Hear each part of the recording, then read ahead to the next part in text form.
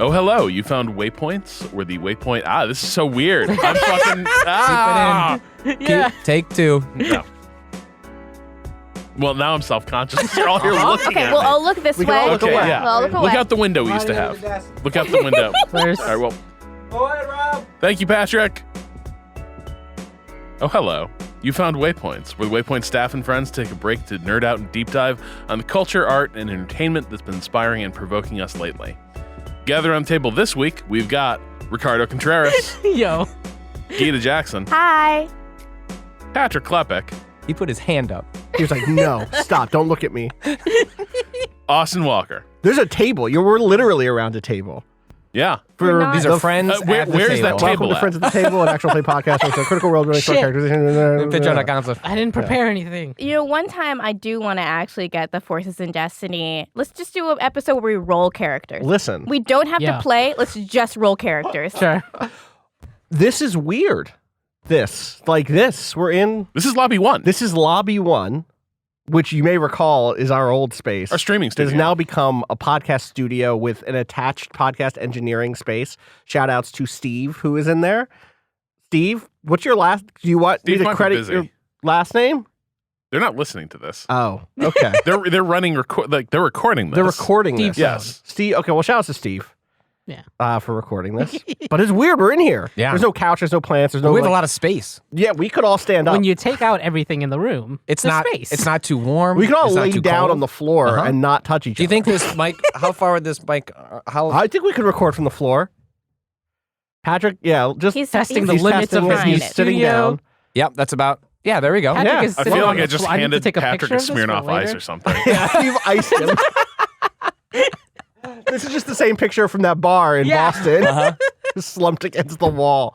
Oh God. So why are we here? Well, that's a good question. A lot of people have to justify their purposes in doing something this year because we are talking about the 2020 Democratic presidential primary. It is the time has finally come. We have to dig into We've this. put it off long enough. We put it off. Jesus We remember Christ. we thought at one point we were going to do a podcast But per every one of the nominee. people. But at the time that we suggested that, there were 18 nominees. I mean, that might be underselling it. They did that on Chapo, and it took like fucking 2 Exactly. hours, man. Like, we were never going to... I wasn't even here yet, but I could hear my voice from Oh, the yeah, future don't- saying, that's- you're never going to do that. No. So instead, we're just going We to just I like Joe- that we just Admiral did Joe guy they had Biden. on Chapo. I was like, he seems chill. Yeah, I mean, I watched that video with a bunch of politics nerds, and most of what I remember of it was the Jeffrey Epstein coincidence, whereas like Will Menaker's birthday and Jeffrey Epstein's death day at the same time. Jesus Christ. Jesus Christ. Yeah. So, we're coming down to it though. Like the point where we've had a year to consider this Democratic field and to watch it get winnowed in Bit by real bit. time as people Yeah. realize that like, no, actually my moment has not yet arrived and my message seems to compel no one. And so we've said goodbye to a lot of the prospective candidates. And here we are on the eve of the Iowa caucuses.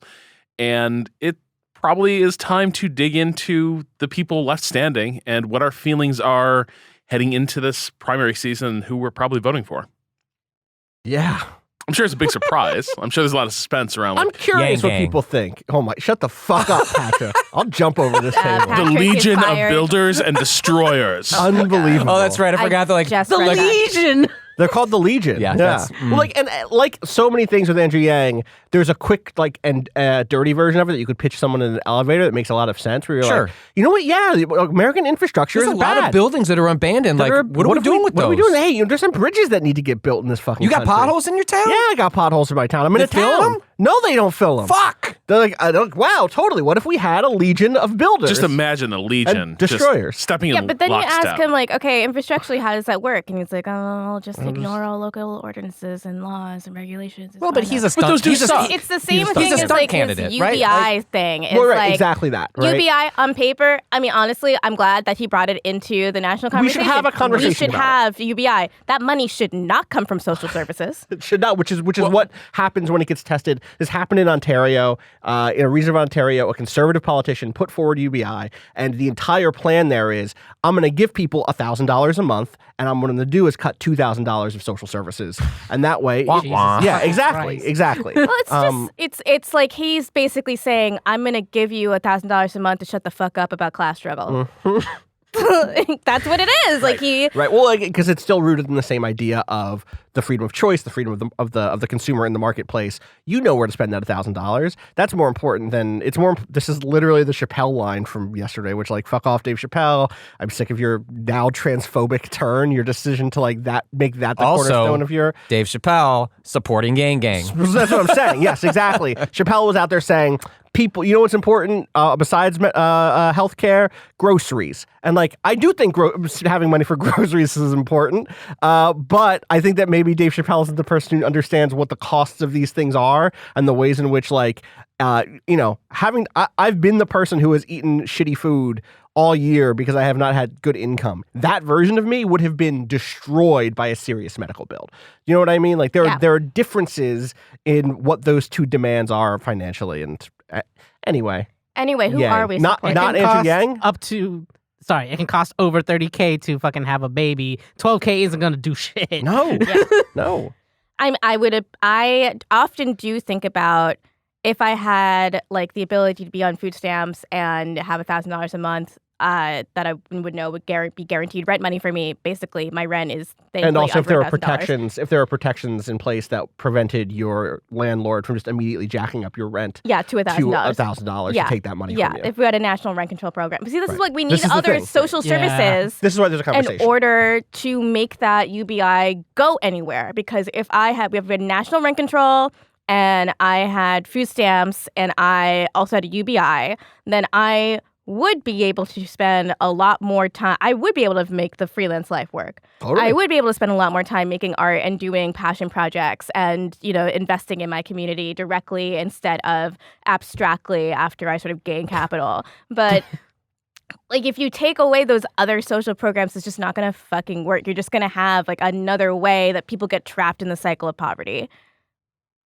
So not Yang, it sounds like. Yeah. No, but that's why I'm glad he was in the race, right? That conversation, no one was going to bring up. And I want that conversation. I think that there's more to have around that conversation. It's useful for a long-term conversation of social policy to have stunt candidates like that, even if they know they're not going to actually win. Well, and there probably is something too, local ordinances and laws are a major hurdle to addressing a lot of aspects of the housing crisis, right? Totally. We give so much power to small communities to determine what can go up where. And a lot of those communities are weirdly opposed to things that would generate a lot of housing for people and coincidentally not just change the demographic makeup of a town, but also change the relative value of existing housing stock. Right. Well, That's look at bridge and tunnel crowds. Look at crowds that don't have mass transit moving into their neighborhoods and don't want mass transit moving into their neighborhoods. Look at the North Bay in the Bay Area, which is do not extend these fucking trains any closer into our neighborhoods. Right, they're going to extend the BART into Monterey. Exactly. Right? Yeah. So that stuff. Yes, if there was stuff in place to counter those local decisions, I think that's probably a conversation worth having. But I also don't necessarily trust establishing an entire branch of government that can move into a city and say, you know what, this looks to me like commercial. This looks to me like what we should do is put a monument up instead of housing, right? Monument to Yang. Yeah, exactly. Exactly. The Yang Gang monument is going up tomorrow, which is in general a big conversation I think that we've had in the last 10 years has been about, or more than that now, 12 years, has been about how much, what is the balance between legislative and executive privilege and power. And I don't just mean the branches of government writ large, but in terms of even smaller, who can come into a space and say, hey, I'm taking over this and making, major decisions instead of letting the local legislative bodies do that. I think you look at places in Detroit is a big one of these. Anywhere, frankly, for where I'm from, Atlantic City, this happened where Atlantic City's local government was kind of pushed out as the state government came in to put the entire city under kind of management and make a bunch of unilateral decisions that did not necessarily help the people living there because they were aimed at helping the bottom line of revenue. And so stuff like that is a big ongoing conversation conversation. And again, I think having him in this has helped us have some of those conversations. I think we're going to end up in the same way that Sanders 4 years ago said a bunch of stuff and people were like, no. Right. No. I think we're going to continue to see like this 10 years ago, if we're actually really talking about UBI, Yes. the seeds of that were someone like Andrew Yang. Totally. Also, he would put like Elon Musk on his cabinet. Like, 100%. 100%. Yes. Absolutely. would. VP. Absolutely. Yeah. Yeah. The Legion of Builders and Destroyers have to Right? clear room That sounds for like an the Elon Hyperloop. Muskian For the Hyperloop, like, yeah. phrase. For The fucking tunnel. It's a what's the- tunnel. what's It's a the fucking- one-way tunnel. The drilling Cybertruck will company? be What's equipped name of with the company? The Boring equipment Company. Yeah. Boring. Fuck off.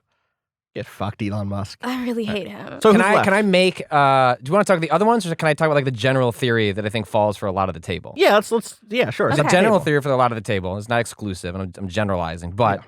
I think maybe a lot of us came into this race fairly early on, like thinking maybe Elizabeth Warren was like maybe the candidate, and then had become disillusioned with her sometime in the last 6 months, and have settled on Bernie as being like, you know what, if you're going to go for it, go for it. Go for it. Don't go for the candidate that you're slightly worried might end up being a compromise candidate. If you're going to swing, take the swing. Patrick, I think that might only be me and you. No. I would have accepted Warren at the beginning. I still would accept Warren. Like I'm still Yeah. gonna if I Warren wouldn't somehow spins it Be and as disappointed as I would be if Biden oh, got it. 100%. If Warren- Yeah, absolutely. I would be frustrated and I would try to push her farther left, but I would not be like. I think it's more like I devastated. expected the DNC to get behind Warren Yes. before Right, I this expect is- them to get behind Right, Oh, I know Sanders. you that's did. what I think. Which is- For me, I think it's the. My suspicion is that maybe the two of you arrived at that switch in a different way than like Gita and I. Kato, I actually don't know where your heart is. I have a good feeling for Gita. I voted for Bernie last Okay, primary. well, and right. Well, so did I. So did I. But coming Bernard into this, brother. Finally, we've located the Bernard brother. For me coming into this election cycle, there was so much hostility towards Bernie from people I loved, like genuine, like people who may as well be in my family because they're that tight to me in terms of like close friendship relation, because of the optics of how things went in 2016, not how things went in 2016. There's lots of like, well, Bernie didn't campaign for Hillary. Like, that's just not true. Go Yeah. look at the numbers. Look at how He dozens. campaigned for her so Dozens. He campaigned more for her than she did for Obama. For Obama, absolutely. He went 100%. to all the states that she didn't go to. Yeah, exactly. Totally. Oops. Totally. And so I came into this election cycle feeling like, you know what? I don't know that Bernie can get the momentum again because there are so many people who have already been turned against him. I feel like he'd done his ideological shift to the left. Right. He was a useful tool, but unfortunately, Yeah. someone else is going to have I to be don't the know person if that he picks up that baton and runs with it. And then over that year, one, I think seeing him remain fiery, seeing the shift in his campaign, the like not me us stuff is really sharp. Given that he's campaigned his whole life in a different manner, he's campaigned on like the same speech for 30 years, Yep. and this is the first time that he's shaken that up a little bit. And those are still the big like policy talking points, but what he's doing is like handing the microphone to people and saying, hey, tell us your story. And If what is you've- coming out is, yo, we all have the same fucking story. The system sucks. It hurts us all. It hurts us in different ways because of kind of the ways in which the system is set up. And some of us are more vulnerable in some ways and some are more vulnerable in others. But there needs to be large systemic change, not just incrementalism. And then that is the other half, which is what you said before, Patrick. Yeah, which and is- I remember early on when I thought that Bernie was a useful tool in 2016, and then someone else needed to pick up the baton. Then Elizabeth Warren did the DNA test, and I got really spooked because I was She got bullied into doing a DNA test, and he's gonna bring that up every. well, and that fucking was my time. thought. I was like, you've this early tactical error, Yeah. and politics, as much as policy and ideology are important, like it's also a game of strategy. And I was like, you right off the bat played immediately into his hand, and I was like, that gives me zero faith in your ability to run what is going to be the most and even worse, more toxic general election campaign. And like that shook. Like then I didn't know what to do. I was like, well, I didn't think it's going to be Bernie. Now I think she can't handle like running the tactics of an election. And then I didn't really know where I was for a long time. It's weird. In 2016, I actually didn't vote in the primary. I'm sorry, but I was like. I was at that point not 100% sold on Bernie because of his, the way he didn't actually really talk about race that much. Oh, absolutely. I was And super critical of him around that shit. I was skeptical that he could evolve in that way. But what I saw since then was that, when he had his, announcement that he was running this time, he made sure that, like, he was surrounded by people of color, and he gave them, like... And not props surrounded, but like people Nina in Turner his campaign. is doing the fucking work. Like, on Twitter, in person, she believes in what he believes in, and she is, like, in a fundamental, like, really important place in his campaign. He's really made an effort to also tell his own story. Like, he's told his story of, growing up a child of immigrants, family wiped out in the Holocaust. That little story about how he first understood capitalism when the Dodgers went to Los Angeles. It was a really, really I've heard this. Wait, what is the Dodgers story? I mean, the Dodgers were his team. He loves baseball. The Dodgers were his team, and then someone just bought it and took it away from him. Damn, true. Yeah. Capitalists be and stealing then planted your it team. on top of a Latino neighborhood. Yeah. Right. So, like, Wow, yeah. Wow, the double whammy. Yeah. So I feel like, 2016, I regret not looking into and supporting him more strongly because we ended up with fucking Hillary Clinton. Like, that was, like, for me, I guess, my last time I ever trusted the Democratic Party on shit.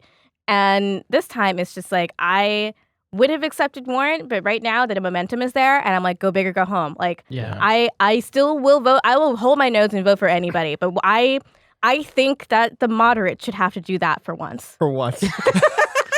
Yeah, I think where I've ended up is God,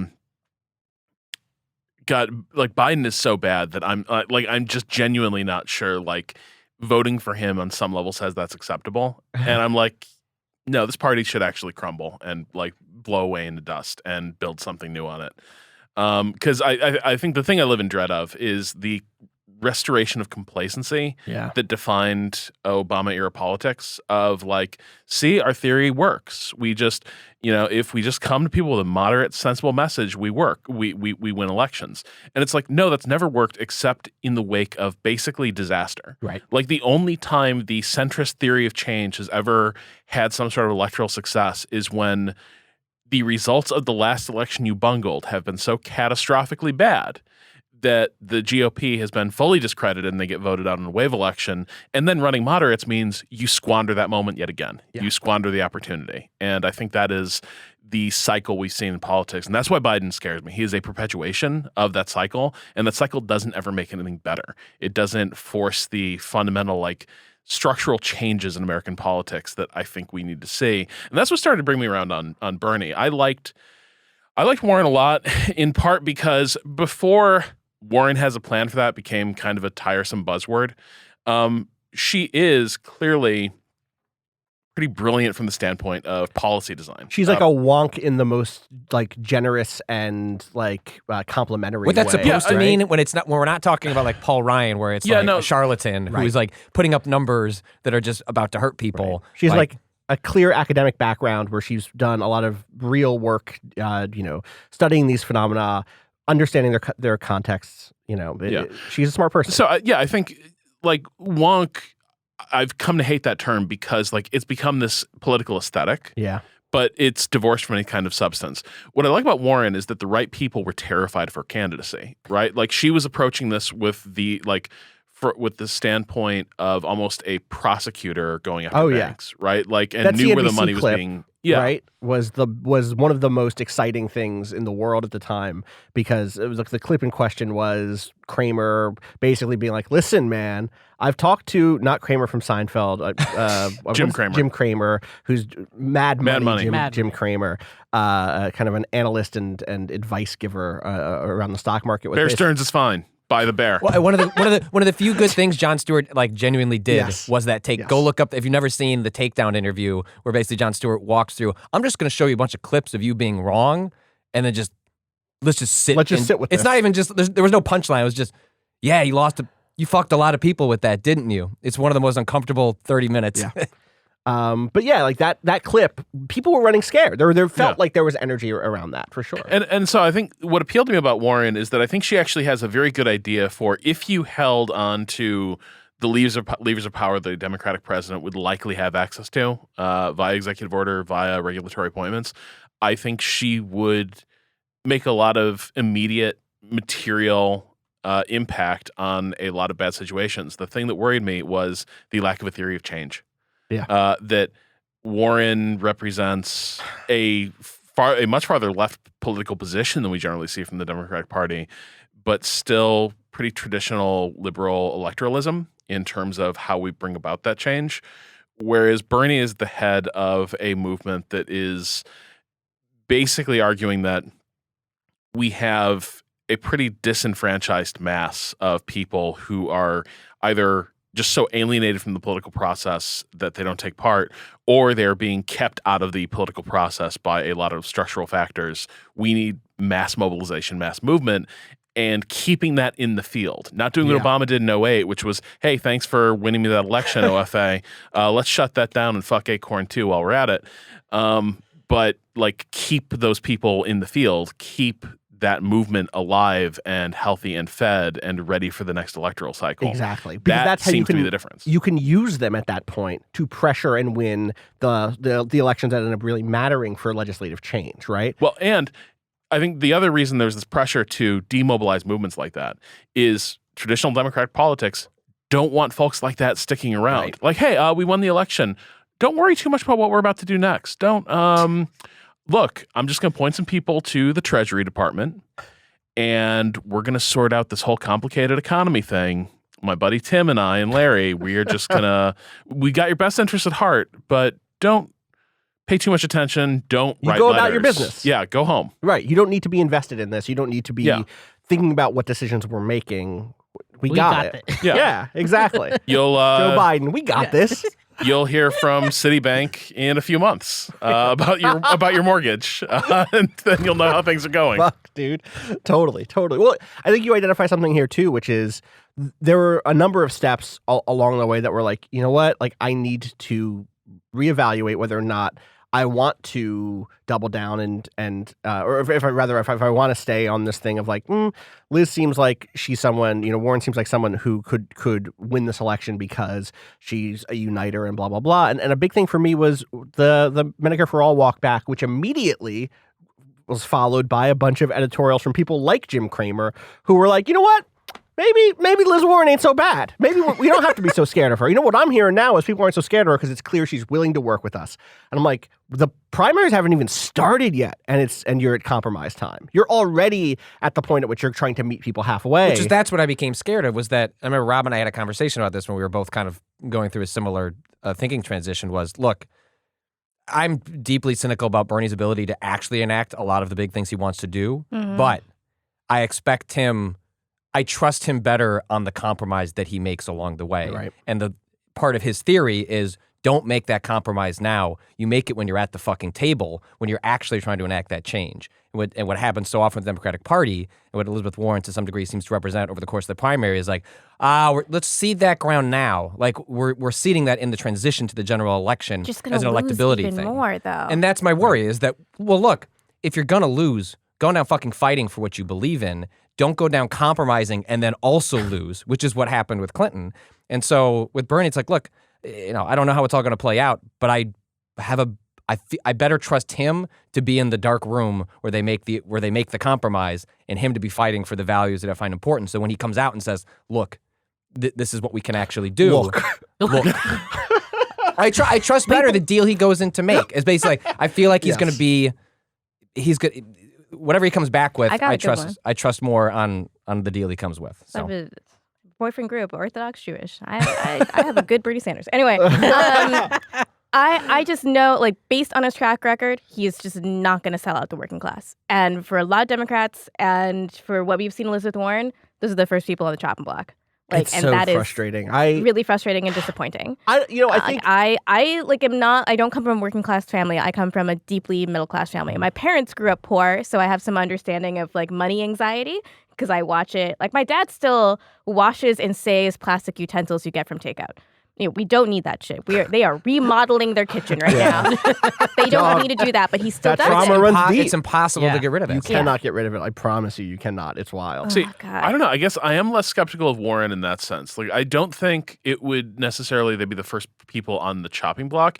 I think the first thing on the chopping block would be she doesn't seem that interested in foreign policy, right? Like the first compromise she'd make is she becomes a traditional, like, the new NatSec hawk Democrat, which seems to be the archetype now. Genuinely, I think her diagnosis of what's happened in the American economy and why opportunity and upward social mobility have basically become like lies we tell ourselves. Genuinely, I think that's probably the one thing she sticks to. This is the one frustrating thing that I'm starting to feel about this electoral cycle. To me, like, as much as there is growing acrimony between the Warren and Sanders camps, in part because they are fighting for overlapping slices of voters. There's them, and then there's a bunch of bastards on the other side. And that's the one thing to me. Like, I think at some point, and I think we're starting to see it happen, people are realizing like Bernie has been saying shit for 30 years that was unpopular, and its moment has arrived. He is not going to change on that. Warren has been a bit more fungible in her beliefs. They've clearly have evolved. That's part of her story. I think that's I will give her. I will see that as not being a negative for me. Right. It sucks that there was some time where she was absolutely a Republican, but she doesn't lie about it. She doesn't pretend it didn't happen. I have no problem being like the scales fell from my eyes. I did more research and I learned my shit. Yeah, I love a story of change and growth. We stand a queen who grows, but like that's not far enough for me. And her campaign makes me really worried a lot worried actually. Like Bernie Sanders' campaign is incredibly good. It's really, really amazing. He has incredible grassroots support. The donations he gets, I've given just $100 to Bernie just in small donations when I had $30 to spare. He's got some incredible endorsements. The AOC endorsement was huge. Like honestly, the Joe Rogan thing is good for his campaign. Though I'm sure we all have. Some thoughts about that. Yeah, we should wrap back around to that maybe. And it's just like it's so consistent and easy to understand. And I feel like what everyone needs most of all, what people should have really taken away from Trump's win, is that he had a vision for what America's issues are and what America should be. For him, the issues were brown people, and what it should be is only white people. And I don't agree with that. But if you ask me what... So we're learning things at this table today. If you ask me what any single person running in the primary for the Democratic nominee's vision for America is, I don't have a concrete answer except for Bernie Sanders. Yeah. And Bernie Sanders wants an America that works for the working class. I think I do have a picture for what Liz Warren wants, and I think the difference between Bernie Sanders and Elizabeth Warren is that Elizabeth Warren thinks the system is sick. Bernie Sanders thinks the system is broken. Yeah. Right? Like that's the fundamental difference. Or broken is the wrong word. It's incomprehensible. It doesn't ever build into anything. It's only ever going to hurt people. Yeah. There isn't a version of it that succeeds the necessarily. system isn't broken. It's working, but right. Actually, right. You're right. It is working. This is what the system works. And even if you restore it to some vision, some Clinton era vision, that's still hurting people in the long run, and will inevitably, because of the logics of that system, the tendencies of that system, bring us back here. Maybe in a new way. Maybe we'll find a new way to fuck over the working class. Maybe we'll find a new way to fuck over black and brown people and people of color, writ large. Maybe we'll find a new way to disenfranchise queer folks. But it's going to happen again. These tendencies are built into the system. It reminds me of this one line from an Against Me song. I think about it every time Warren does something where I'm like good with it on paper that I read into it. I'm like, ugh. And it's like, we're all hypocrites, but you're a patriot. Yeah. So you just wrote a piece about that new plan. Right? So the new thing that came out yesterday, there's not specifics into it, and I understand that I am reading some stuff into what she wrote. But the concrete thing on the legislative side that she was saying about how she would fight disinformation about voters, how to vote in elections, which on paper feels really, really good. And I think that there should be very specific legislation about voter suppression, which is a huge problem in the United States, especially in a lot of Republican-owned states. Gerrymandering and, voter ID laws have Stacey been Abrams should be the governor. Yeah, she should be the fucking... Anyway, it's a huge issue, and part of it is the GOP is starting to do these things where they just spread blatant misinformation about when election days are, or what you need to vote, and where you can vote, and the methods you can vote.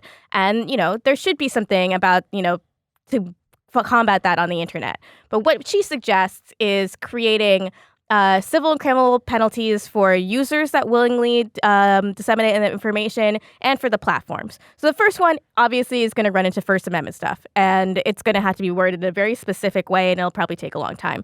The second one, I do not understand how she would be able to do that without fucking with Section 230 of the Common Decency and Communications Act, which is the thing that allows social media to work at all. That is the thing. They're not a publication. Yeah. So basically, it's the thing where if I write Ted Cruz is a Zodiac killer on Twitter, Ted Cruz can't sue Twitter for letting me post that. Right. Yeah. But is dissemination include sharing a thing, or is it the origin point, like being the origin point? That's not specific. Right. Like, Yeah. if you just fucking retweet, are you gonna get fined? Yeah. Did you even know at that point whether or Yeah. not it was right? Right. Like, Yeah, like it knowingly is. I got this one Twitter reply. I hate to call out this one guy because he was speaking to me in good faith, and I should have just wrote it. But like I was on a train, and I just I don't want a sassy tweet at you on a train, and I'll just let you have your opinion, and just you'll know that I don't agree with you.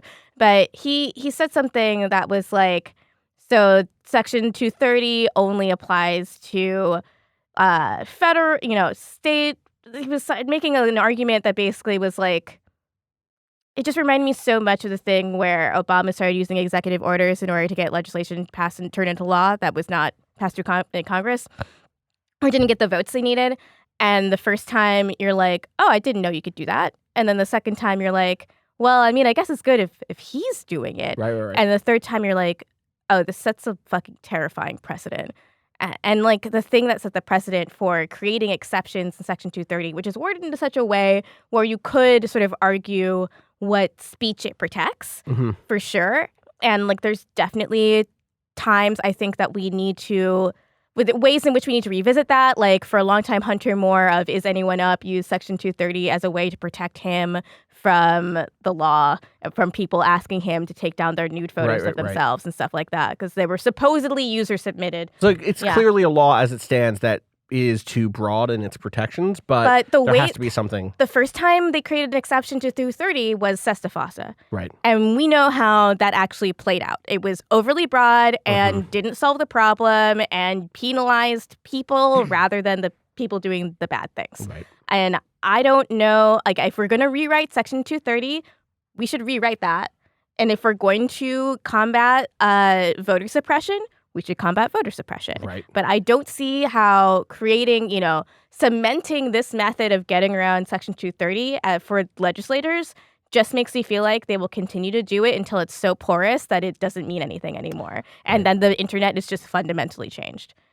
And at this point, the kind of illustration you're making here is that for all of the policy proposals, there's a degree to which Liz Warren's stuff does not necessarily feel as thought out necessarily, or as watertight as it can sometimes feel on first blush. Yeah, I want to ask her specifically, how would you do this without creating an exception to Section 230? And I don't think she would really have an answer for me, and that's where I start to get concerned.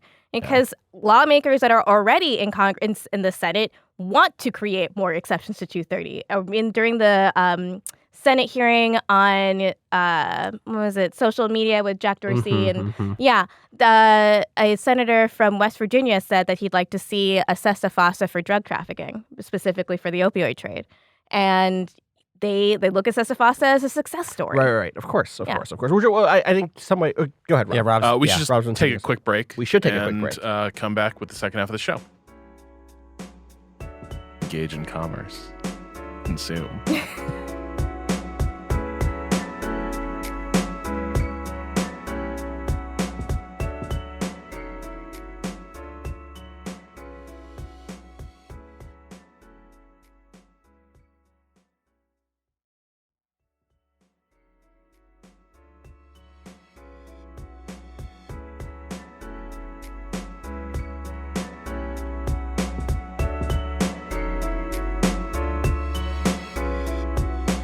And we're back.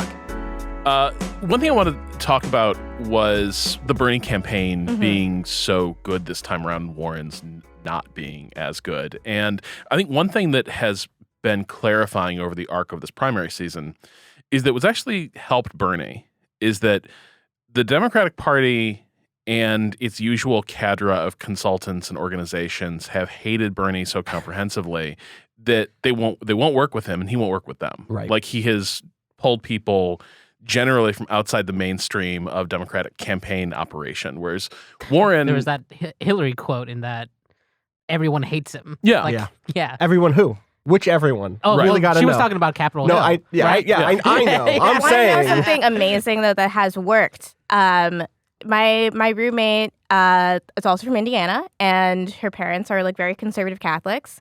And she said that this worked on her dad, at least. That she went home and made the case for Bernie Sanders, at least, like she was going to vote for him in the primary. And they were suspicious. And then she was like, the Democrats hate him. And her dad was like, I might register as Democrat and vote for him.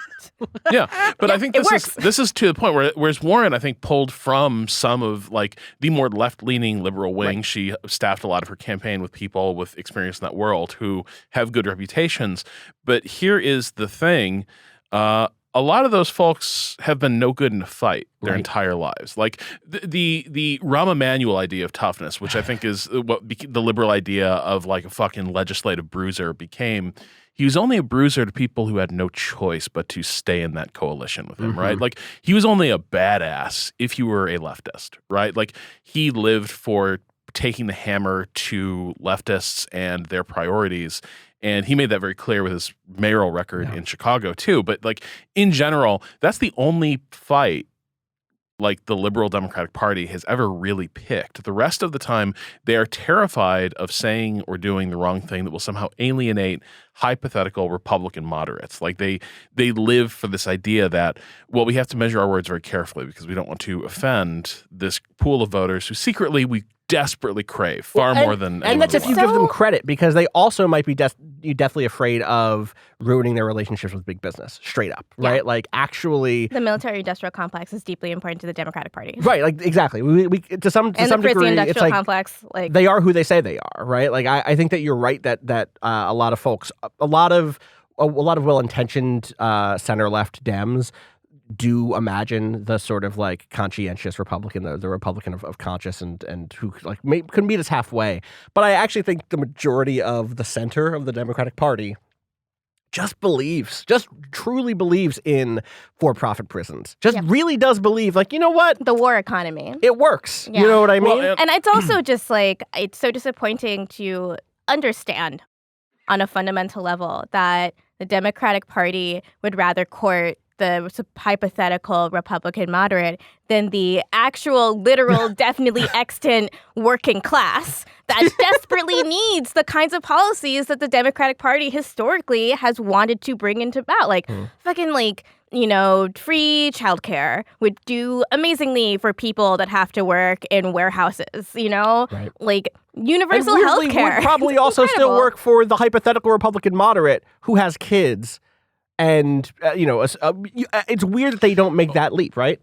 Well, and I think there's something to what became the liberal or neoliberal policy prescription was this idea of how do we fight for equality of opportunity, right? Yeah, Like not access. if you are whatever your gender orientation, whatever your ethnic or racial identity, you deserve the same shot as everyone else to become a CEO, a board member, a white shoe law firm attorney. Yeah. But if you don't make it onto that lifeboat, then you can drown in whatever class structures you find yourself in. And we're going to cover our eyes when we consider how class structures and other identities tend to overlap. We don't care, right? Like you had the same shot as everyone else. That's what we're building towards. And you didn't make it, didn't work out. Good luck with whatever safety net we've got. Maybe next generation it'll get better. We'll just keep growing that economy, rising tide, and that's how it's felt for like that's how liberal politics have felt. And I think this is one of the reasons why the Bernie campaign is so exciting. Like this time around feels like there is better understanding of where class and race tend to intersect, and I think there's a broader message here about access to a certain level, like basic standards of infrastructure and security is important far more than just saying what we need to do is make sure that people can get into good schools. And if they just get educated the right way, then they too can join the middle class, which is the only class the Democratic Party ever talks about. And which is a kind of nefariously vague term that means anything from moment to moment. That, someone who's making $50,000 a year and someone who's making $150,000 a year will both say that they're in the middle class. There is such a strange, weird, no matter where they live in the country, you talk to some folks who are making way more than $150,000 a year. Like, well, yeah, I'm like firmly middle class. Like, I'm not rich because I'm only making $500,000 a year. Like, I'm not like a billionaire, right? And it's like, dog. Okay, well, if that's true, then what does that say about everyone? The vast majority of people who are making way less than that. Even if you grant the premise. Right. Yeah. And if that is the middle class, like, what's it mean? What's going on down there? Exactly. Yeah, I mean, I don't know. Exactly. I'm making Seems money bad. now in Chicago would have me fucking set. Like, I'm making 67. Yeah, it's like pretty great for Chicago. I don't work here, so I'm gonna say this: you should make more. I should. Yeah, you should. We'll talk about that later. In Chicago, when I was making 50, I was doing fucking fantastic. I lived in a 1-bedroom from $900 a month. My groceries were cheap, and I relied on public transportation, and it was fine. I was saving money, even. In New York City, I live paycheck to paycheck, and I live with 2 other roommates. And, I've had situations where a surprise medical bill has wiped me out. Started Adderall, it's an extra $30 a month I didn't know I was going to be spending. It's really... And that's with insurance, right? That's with insurance. Without a pharmacy plan, that would go up.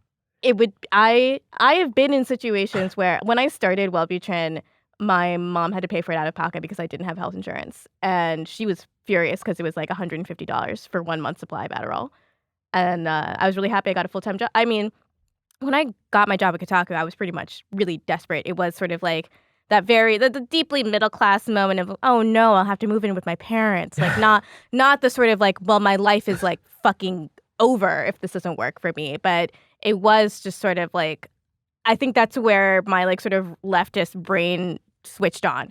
Or it's like, if I, a person that came from a family that could pay off my college loans and send me to a liberal arts college, give me all these advantages in life, tutors, violin lessons, I played, sports in the town and everything, all that, help me pay my rent in college. If I can't find stable employment and health insurance and take care of myself with the college degree that everyone told me that I needed, how the fuck does it work for anyone else that doesn't have everything I need, like I got? It's deeply, deeply unfair. Like, I couldn't grapple with that for a really long time, that like even with everything that you would want a child to have, I barely made it. I was really like about to just be like, okay, full-time retail, it's what's going to be. Like, I don't know if I can do anything else. And I'm deeply, deeply lucky, but it makes me furious that not everyone has what I had. Like, it just makes me so angry. Yeah, no, totally. I think it's, you wrap around and you say you're deeply lucky. And I think this comes down to, again, kind of an ideological difference between the left and the center of the Democratic Party, which is that the center's belief in, freedom and equality of opportunity, believes in the meritocracy, like believes that if you work hard, you will make it, whatever make it means, and make it It's not luck. It's your parents climbed the social ladder to give you the opportunity to climb it higher. Man, I met you in Chicago. I met Patrick. I'm pointing at Patrick. I met Patrick in Chicago, and like I knew that was going to help me with my career. And you know what? You did help me out when I needed it. You guided me through applying to Kotaku. And I knew Patricia also, and she was like, "Oh, I know her work. Right. I want her here." And like that was deeply advantageous to me. And I'm not gonna say that it was only knowing the right people or only hard work, because it's a mixture but that of shit both. Helps. It helps. It shit helps. But I think that this is the meritocratic worldview will claim Gita's story as its own, right? They'll be like, no, you did that. I didn't do it, though. I know. You're totally right. But the argument is, yes, you did do that. You worked hard. You stuck to it. That could have not worked out. You know what I mean? That you could have stuck to it, and it becomes a heartbreaking like years of just not getting anywhere, and then you make the switch to full-time retail when you're 40 or something. That's a story that also happens to people. That's the thing. The meritocratic argument is like, well, no, they just R.I.P. to your grandma, but Gita's different. Like, exactly. It's like, well, they must have fucked up somehow, and it's like, I don't think that's true. I think there are people just as capable as me who may have functionally had an identical background, similar 100%. opportunities. It's a lottery It's all ball. Yours just got probabilistic. picked. Dude, Yeah. listen, Literally. I And then know where once you're in the fuck I lived. system, I know where I you're in the lived. system. Like I know, like I grew up on food stamps. I know what it is. Like I know what when I think about my friends who I went to like elementary school with, who were not any less intelligent than I was, but who had different support structures, who had less access to things like a small thing, right? Is I had family in multiple different states, which meant I had traveled and saw stuff from different places pretty early in my life, which gave me a certain worldview. Yeah. That helped me think about things in a different way. Tiny thing, not a thing I didn't work to have family in different socioeconomic backgrounds and to have like, oh, my dad's, little sister turned out to be a lawyer in upstate New York. Okay, that's a whole different life than my mom's side of the family who lived in a kind of a failed coal mining town in Pennsylvania, and is also different than the sort of like working class burbs that I lived in as a kid. And having that had nothing to do with me working hard, but I had friends who worked just as hard, if not harder at school, like worked in terms of put in the hours to try to get grades, in terms of work to try to actually do well I know in what you're fucking school. talking about. Too. Yeah. It's like y'all out here doing homework. And it's like, I woke up and I got an A. I don't know woke up how and to I got an A, explain and it. that is not me patting myself on the back. I'm not like, and my IQ is just like that. I know other people worked just as hard, if not harder, but had extra weights, right? I had extra hurdles that they had to clear. And then even when they cleared them, were not offered certain opportunities that I was for reasons that had nothing to do with who I am versus who they are in terms of labor, in terms of like what we've done to get here.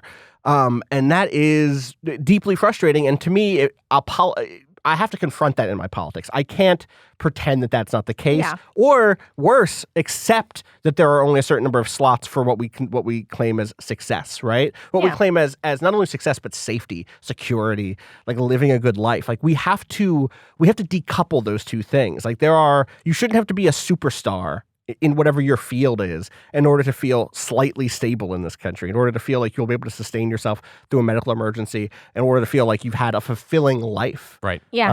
I mean, I think the thing that a lot of Black parents and what my mom and dad told me when I was young, it applies to Black people, but I honestly think that everybody should understand that this also applies across class lines, which is you have to work twice as hard for half as much. And, like, that's something that my parents told me a lot. Like, that's why they insisted that I get not an A-, but a full A grade or an A+.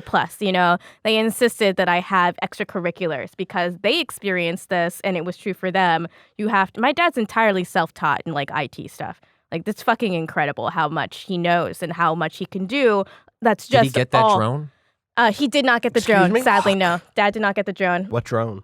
Oh, my dad was trying to get someone a drone for Christmas because he wanted a drone, but he didn't want to take care of the drone. This Oh, is that's so charming. Wow. He asked everybody in the family. He asked me, he asked my mom, he asked my brother on the phone in California. And then he asked my brother's girlfriend. And then he asked, my mom's sister and my mom's sister's expensive is husband this and drone? my cousin.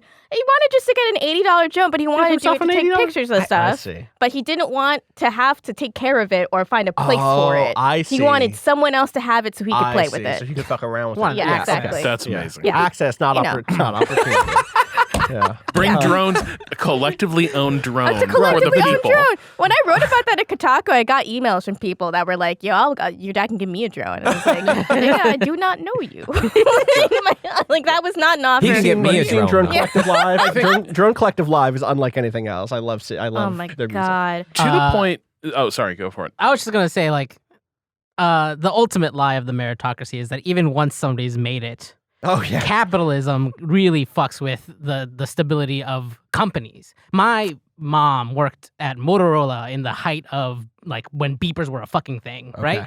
And she worked in their chip division. She was like soldering stuff, and instead of switching, which Motorola, like the company Motorola did, this facility like kept making beepers well into the past the time where cell phones were a thing already. Oh, no. And eventually that place shut down and my mom lost her job because they were just like trying to squeeze every last bit out of that production line instead of trying to think, what are we going to transition these people to?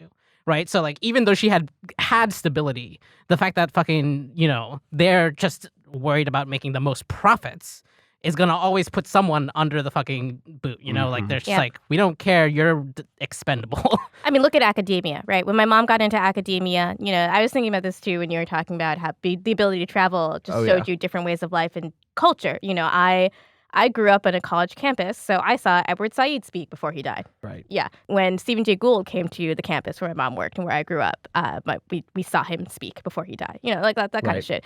But when my mom got into academia, she was able to get a tenure track job because it was still exclusive and still, you know, a challenge to get into a university. It was considered, you know, skilled labor, that kind of thing. My brother now has an MFA, and the only way really to make a living in the arts is to become a teaching artist. Or to And get out. he, Right, all together. him and his girlfriend are fighting for the same adjunct jobs now, you know? And like the average salary for an adjunct professor at this point, like fuck Not trying to great. find a tenure track job. Yeah. You know, you're not going to find one. But in university adjunct jobs. admin. Yeah. You know, they figured out that universities can also be for profit. Yeah. Basically. Oh yeah. It's really amazing how much has changed now that people have understood the utility of a college degree is not what it used to be.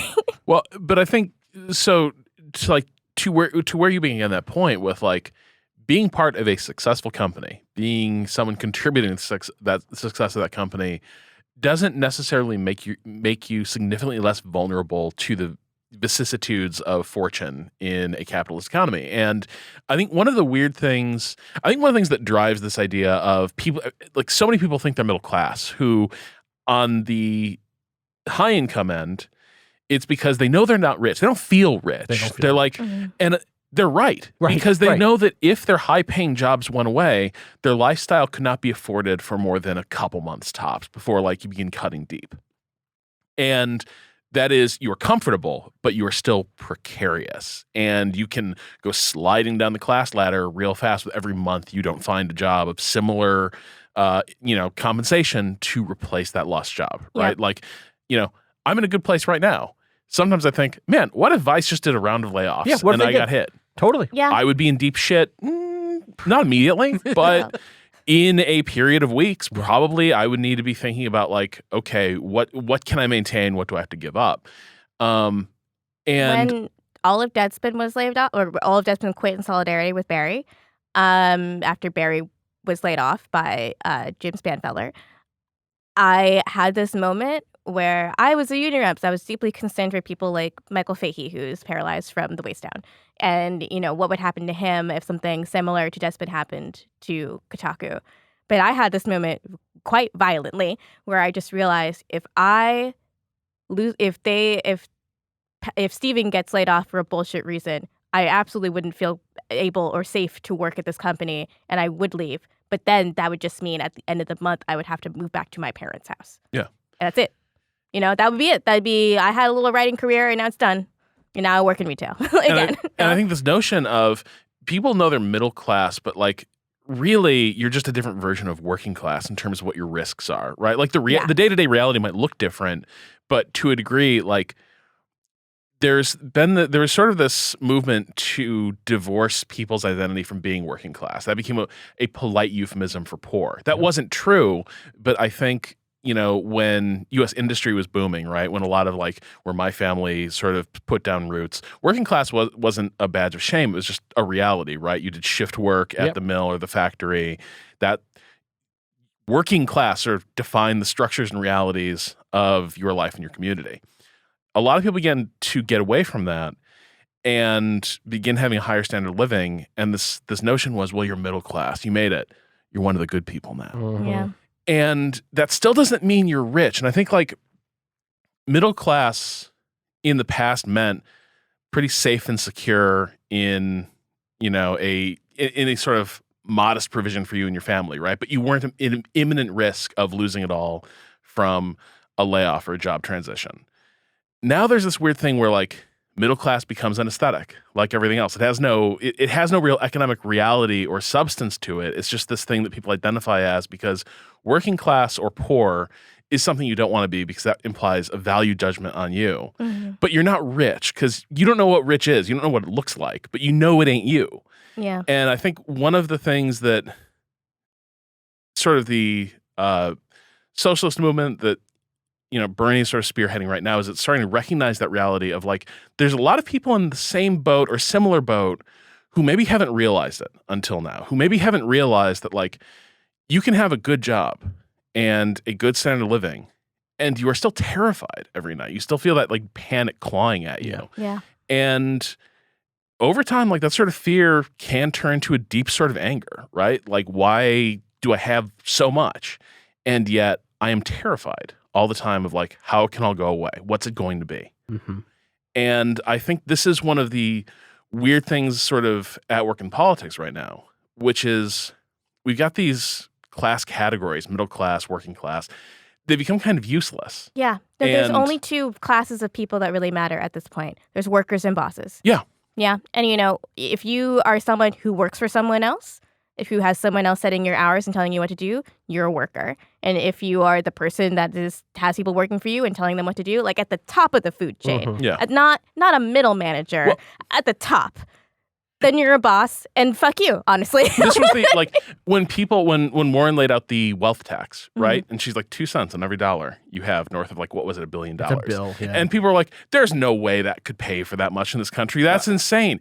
And it's like, no, you don't understand how much money is stuffed under glorified mattresses Yep. for rich people, right? You do not understand like the amount of resources the capitalist class holds at all times and keeps from circulating in the economy.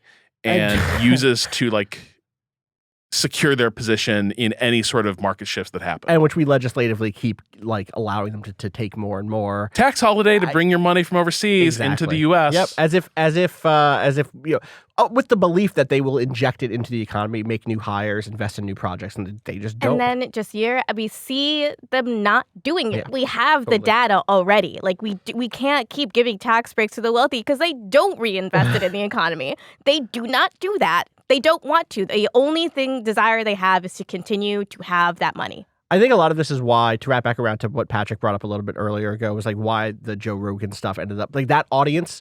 Why it resonates with Rogan and why it has resonated with Rogan's audience. I just want to kick things off by saying like I think Joe Rogan is a piece of shit. Yeah, he sucks dick. I think he is super transphobic.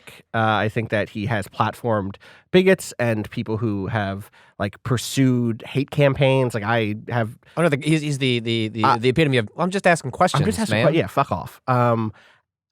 I will say that like what I'm interested in is the fact that Bernie's performance on that show, and we can talk about the politics and optics and everything else around whether or not the Bernie campaign should have I find it so much less interesting than Rob's point of like people identifying that they're all in the same boat. Exactly, which is like and that is what happened. His audience and I know a lot of people that listen to that show. Like it's such a bigger audience than I think people, you cannot fathom. It's the bigger audience. than Waypoint.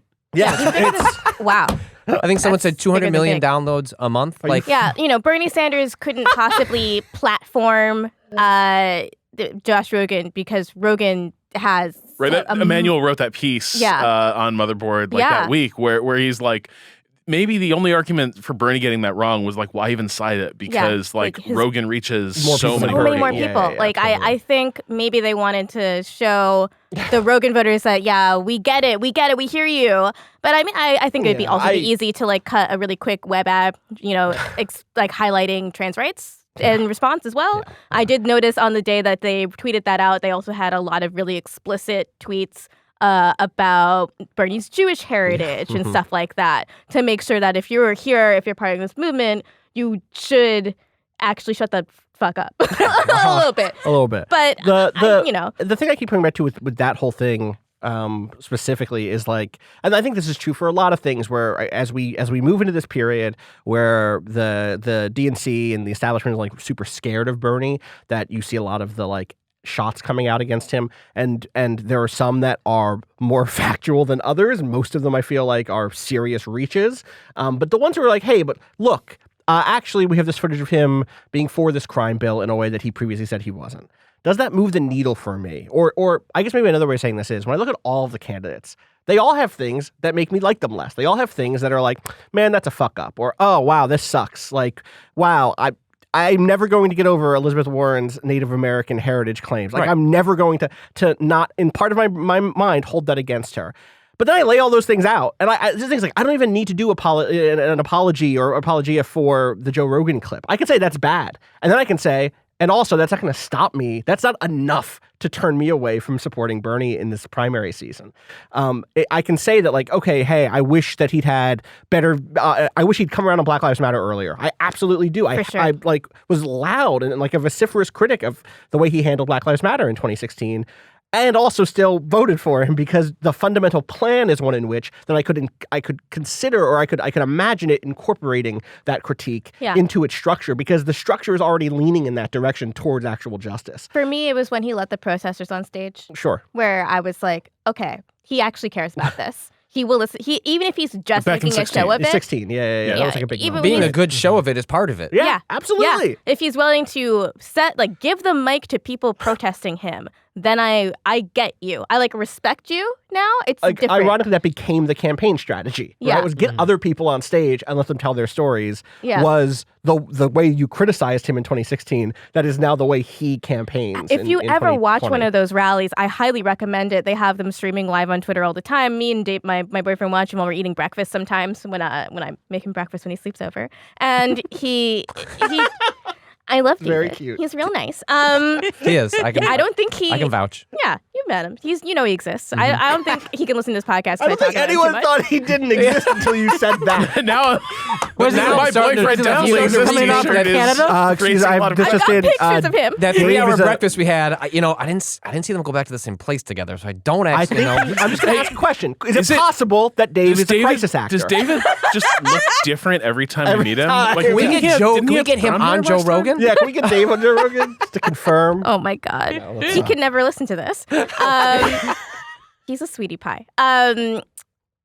What was I even saying about him? I just You got. watched I the watched morning the. breakfast. Yeah. At rallies. every single rally he has, he'll do his stump speech. He will take questions, but there's just an hour where he'll just okay, you know what time it is. We're gonna talk about our healthcare problems, our issues with healthcare. Anyone here in this room has had a deductible that they've met quickly that's just fucked up their life, and it just has the hands goes up, and then he just passes the mic around, and sometimes he'll interject and be the concept of a deductible is fundamentally fascist, basically. But It is. it is, and things like copays don't make any fucking sense if you're gonna be real Why about it, is dental care not health care in this Exactly. fucking country? Fucking- Exactly. Guys. You Why could fucking die This is my body. This is my health. from the shit going on in your mouth. Sorry to sound Catholic all of a sudden. This is my body. This is my health. No, okay, so when Drink of it. I mean, even And be even healed. orthodonture, I was gonna have a tooth that was gonna come out in the middle of my hard palate. There was Yo! no. All right. Yeah. Time out. Yes, that was real. They had to go up in my mouth. I had mouth surgery, pull it down, and attach Sure. a chain to my braces. But there was no way I was going to get out of my adolescence without having braces. And you know Right. how much Yeah. fucking braces cost? A lot of money. They are not covered by fucking my money. health insurance that I No. have right now. They're not. If I had a child that had to have braces, that would be coming out of pocket, and I do not know how I Or would you pay have to for pay that. way more per month Yeah. out of your paycheck into a dental Yeah. into a dental plan. Yep. It's that kind of basic shit. It doesn't make any fucking sense. Right. Our teeth are not cosmetic. You need those. I need them. Yeah. I just want to shout out real quick my dentist, this new dentist I went to. This is a complete diversion, but I just didn't tell this part of the story. I told the horrible existential crisis, fear, debt stuff when we talked about Kentucky Route Zero. But I said previously I had such a bad experience with my previous dentist, for a year plus, just a guy yelling at me, just a guy very upset with me all the time. Made me So feel Bernie was. until Bernie came through. Bernie gave me a microphone while I was in the dentist chair. No, he was just someone who I as a person, my least favorite thing is to feel like I'm inconveniencing someone. Part of that is being black and feeling like attention is always a dangerous thing. Part of that is being fat and feeling like my presence. I'm just so big. I'm so big. and I don't just- want to. Yeah. I feel like there's a judgment. Me on a constantly. plane. Me I'm on a plane. I'm so sorry for all of this. For all I think This is my fault. This is my fault. Honestly, right. I did this to you. Exactly. If I could make this up to you, do you want a drink? Is there anything? Yeah. I'm gonna not talk to you. I'm gonna look the other way. Absolutely, that's part of what it means to be a fat person in the world. But I go to this new dentist, And I start off by being like, listen, I just want to say up front, I have like a pretty bad gag reflex at the back of my mouth if you're doing anything back there, which is where this tooth was, because I still have my wisdom teeth, and that crowding means that certain nerves like are more sensitive. And he was like, and I was like, he could tell immediately, I was like, are you like okay? Like, did you have a bad dentist experience? And I was like, yeah. He was like, listen, our chairs have massagers built in.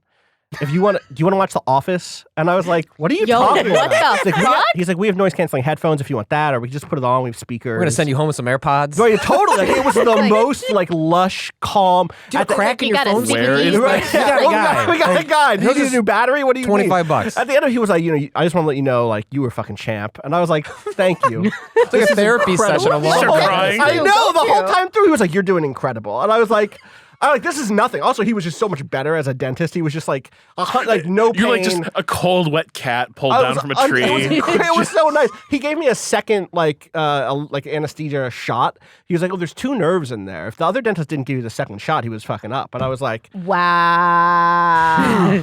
"You know what? Thank you." What? Like, this Can is. you let me know what dentist? I'll you Yeah, shoot I'm like, off my yeah. I haven't been to you. a dentist in like 5 years. If I told you the name of it, it Oh would my- be very welcome funny. to- Kato knows because Kato recommended me this Yeah. place, and it sounds like an app. It It's sounds like bad. a fucking app or like a pop-up Oh, people are store. going to identify this now. I know, Like, they within are. 30 They are. seconds. That's all. I might, wait, That's I all think it I is. might be getting Instagram ads for this. Are you?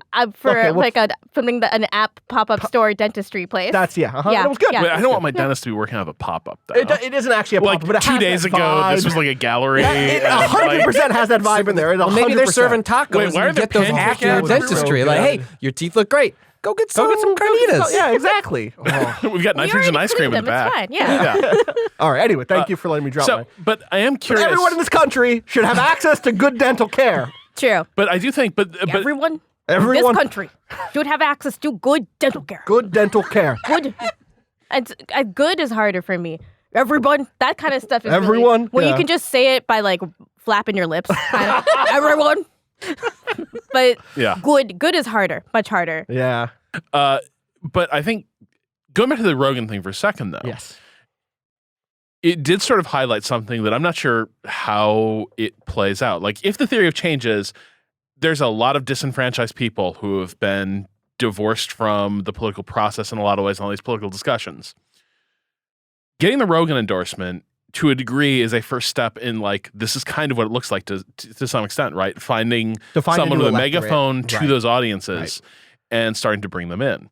But those audiences have also sat out or been to a degree antagonists of a lot of other social movements. And there's this weird thing where this last week did feel a little bit like the rubber meeting the road of like, everyone has known this is one of the drivers of this theory of change, mobilize a lot of people, like reach out to people who have walked away from this Right. process and these discussions. A big tent of voters instead of a big tent of internal, like a big Right. coalition of different, ideological subdivisions. But when you're having these discussions just among leftists, it's very easy to say, well, here's what's going to look like.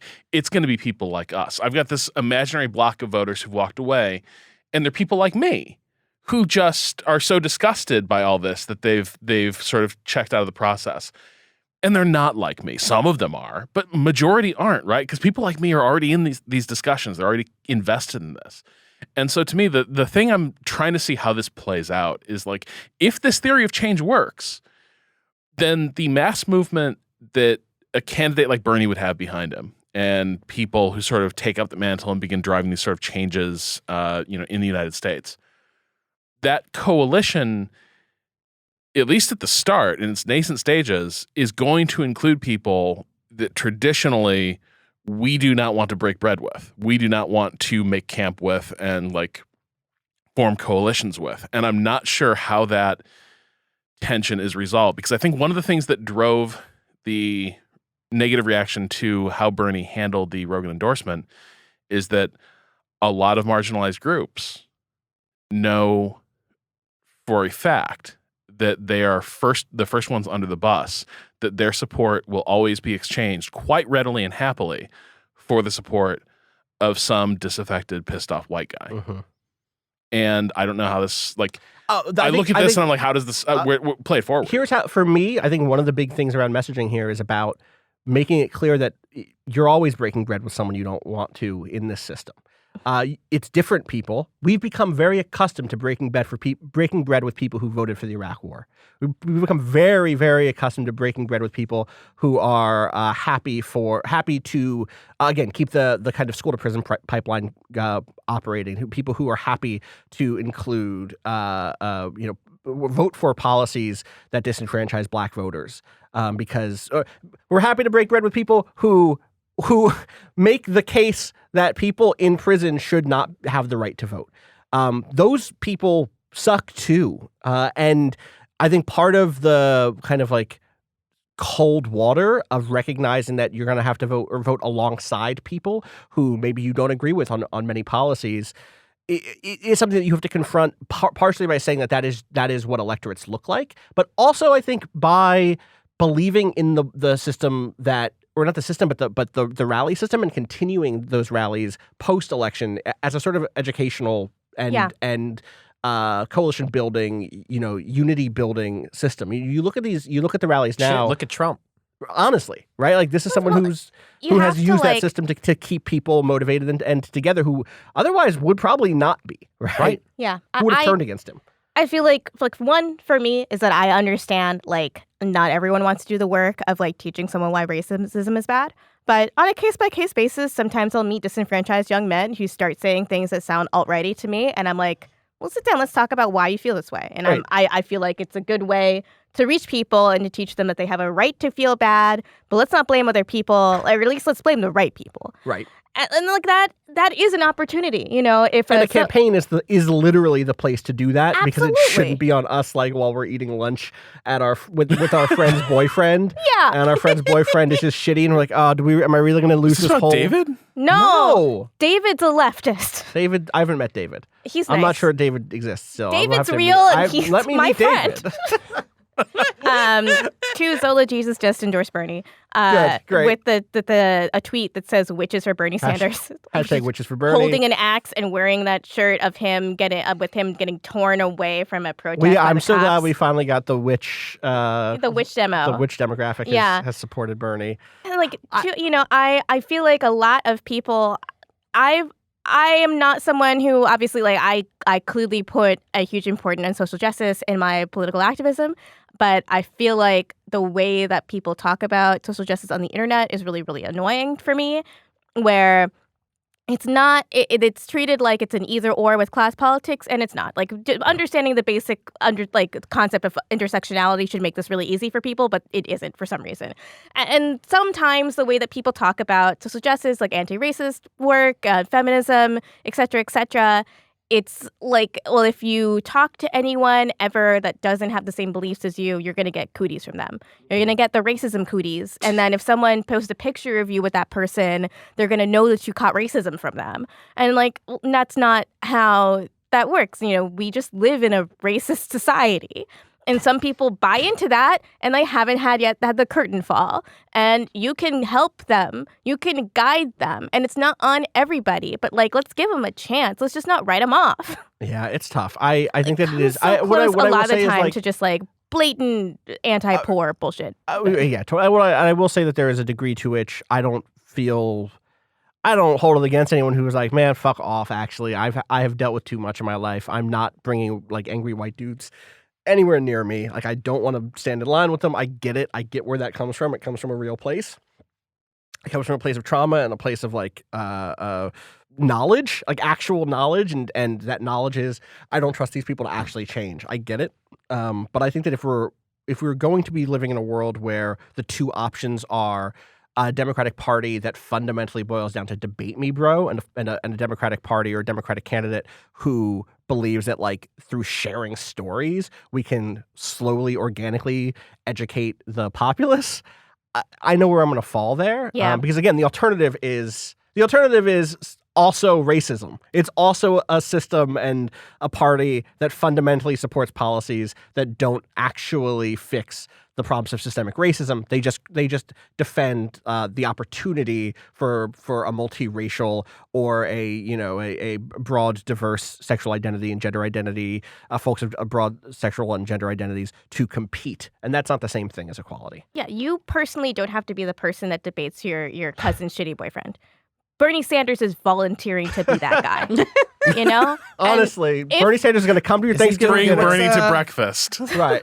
Bring Bernie to shoot some breakfast. hoops Bernie at needs to get on them. that service, a cameo. Get my Bernie on God. Cameo. Can we just get the would love Alexis it. Kennedy? No, not Alexis Kennedy. Not Yeah, Alexis Kennedy. No. No. No, the one, James Kennedy saying, join the GSA comrades from Cameo really quick. Yeah, you pull it up. Let me see. I have a And then we question. can probably wrap. Yeah. Well, I actually have a question, which is like we didn't talk about. This is like silly stuff, but I'm kind of interested in the horse race aspect of this. Looking forward, we're about to move into the primary season. Iowa, when we're recording this, will it be that this comes out on Monday, right? Comes No, out Friday. tomorrow. No, Let's this do it will be tomorrow. yeah. Okay, We'll good. record. We're regular swinging podcasts Iowa next week. right now. We're swinging. Listen, if you're in Iowa, which I know some of you are, we have statistics. We could look at those. Please take photos at the Caucuses. And Please tweet it at do. us. Seriously, that would be sick. Tag it. Waypoint Radio. Waypoint for Bernie. So Bernie Sanders has a caucus guide if you live in Iowa and don't know what to expect. I will say that caucusing is a system that I really think should change Yeah, because well, weird. it essentially requires Also, you. maybe Iowa shouldn't be first. Yeah, maybe Iowa should be fucking first. It essentially But requires if you're in you Iowa, get out there and vote. It's too late to do that to now. have the ability to be somewhere from the hours of like 6 to 10 p.m. at night. And I know, and like standing the entire time. So I know if you're disabled or if you have a job or if you have a baby or if you have class, this is probably is impossible for you.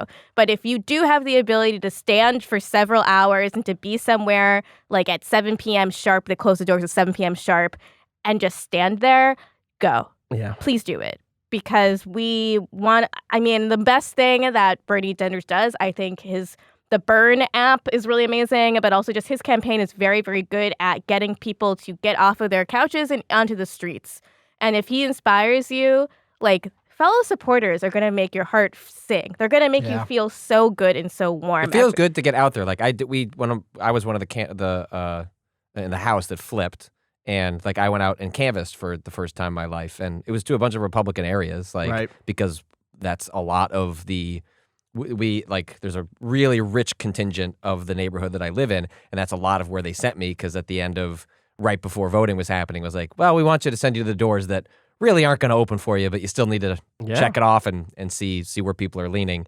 And it felt fucking good. Like it feels good to get out there, and even if it's just standing, like you don't have to go and debate someone. Like there's like even like some of the local candidates stuff I'm getting involved in lately, like there's like data entry. Like I'm not going to do that because I don't want to, but like there's stuff you can do that isn't like going there to are talk. calls. If that gives you Yeah, anxiety, you're right. Okay, Bernie Sanders app, you can text for Bernie. yeah, there's all sorts of shit you can do that doesn't require to like go talk to a person if that's going to give you like intense anxiety. Because I get it. I talk on a microphone for a living, and like still going up to someone's door and like it was stressful. Like I wish I was with someone. That would have made it a lot easier. But it was just me, and I was like a bunch of people that like don't like me knocking on their door. I got chased by dogs canvassing for Obama in 2008 in Ohio.